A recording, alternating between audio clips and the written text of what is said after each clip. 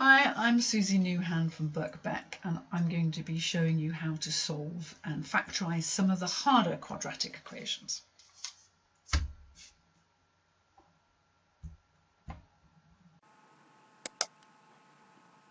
Okay, so here's some harder quadratics, and they're harder because the coefficient of x squared is greater than 1 or unequal to 1. So we do something very similar as before, but what we need this time are two numbers that multiply to 2 times 6. You could say we were doing that before, but we were always multiplying by 1, so we didn't notice. Okay, so 2 times 6, and just like before, and two numbers that add to minus 13. So what are the two numbers that multiply to 12 and add to minus 13? Well, it's minus 12 and minus 1. So we want double brackets like before, but we're not sure which bracket the 2x goes in, so we put it into both of them and not worry about it. But we know that one of the two has to go. So we divide the result by 2.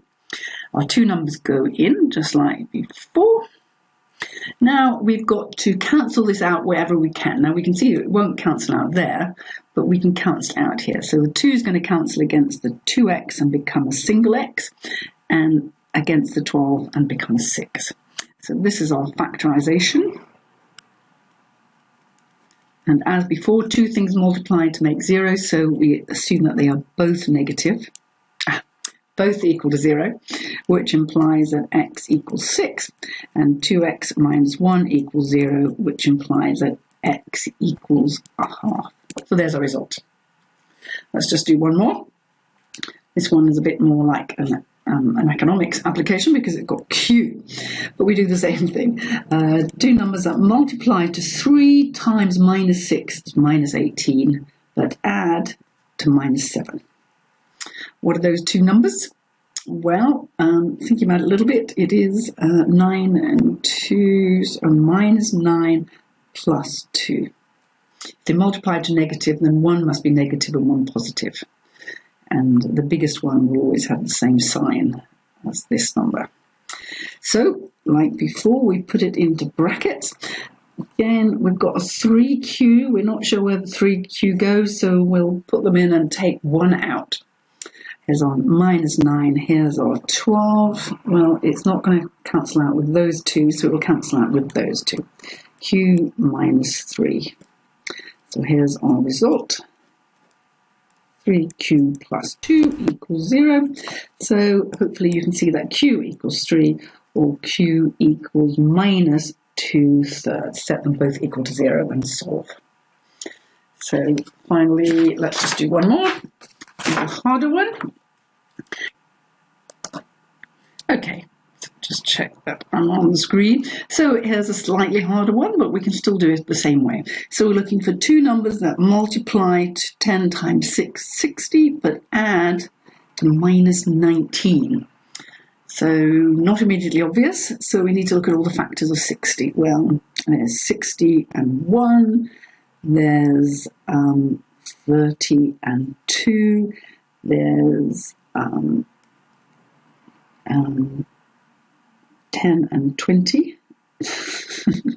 There's 4 and 15. Oh, well, that looks promising, doesn't it? 15 and 4. If they're both negative, they'll multiply to plus 60 and add to minus 19. So we're going to get with those two. Again, we don't know what coefficients we're going to have there. We know they have to make up a 10. So put our 15 and our minus 4 in. And then we have to divide by 10. Now, this time round, we can't cancel 10 with either bracket, so we're going to have to do it in 2 swipes. So we can take a 5 from each of those and a 5 from here. So divide each of these by 5, 2x minus 3, and that leaves a 2, which we can cancel out with here. So 2x minus 3, 5x minus 2 equals 0. So these do multiply to 10x, but it breaks down in 2 and 5, and it's difficult to predict that to begin with. So we know that x is 3 over 2, and x equals 2 over 5. Fine. Now, finally, they don't all factorise. In fact, in real life, hardly any quadratics factorise, so we need to be able to do it a different way. And we're going to use the quadratic formula, and the nice thing about the quadratic formula is that it works with all quadratics. So let's do this one again, although the numbers are going to be pretty nasty. So using the quadratic formula requires us to recognise that every quadratic can be expressed in this way, in a generalised form. So in this case, A is equal to 10, B, we have to be careful there, is minus 19, and C is equal to 6. And here's the quadratic formula. It's that one that you love at school. So the solution's x equals minus b plus or minus square root b squared minus 4ac over 2a. And all we have to do is substitute in the values. So here we go. This is where we have to be careful. This is minus b, and b is already negative, so b is going to become positive.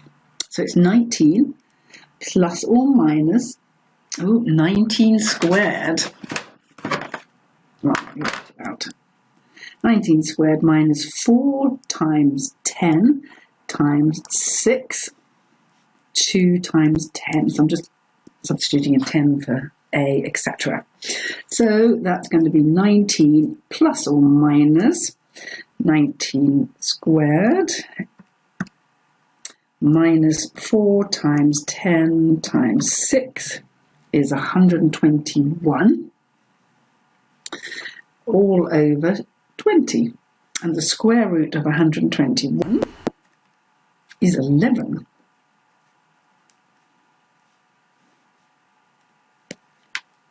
Okay, so we know quadratics should have two solutions, and here's where our two solutions are going to be. So we can have one solution which is 19 plus 11, which is 30 over 20, which equals 3 over 2.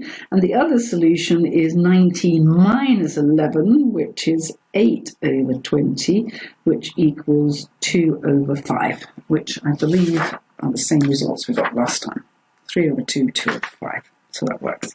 Okay, so the quadratic equation we can use for all quadratics. I hope that was helpful.